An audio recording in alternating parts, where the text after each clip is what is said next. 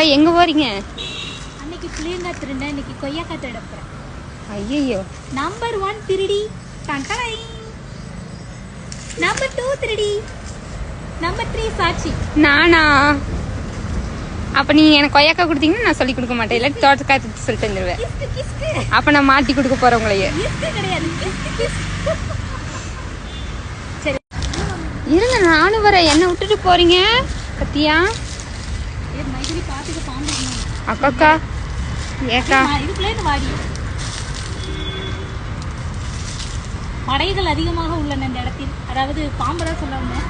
But இருந்தாங்கன்னா ஆசை யார் தடுக்கும்? கொய்யாக்காவை பார்த்துட்டு மனசு பறக்குது.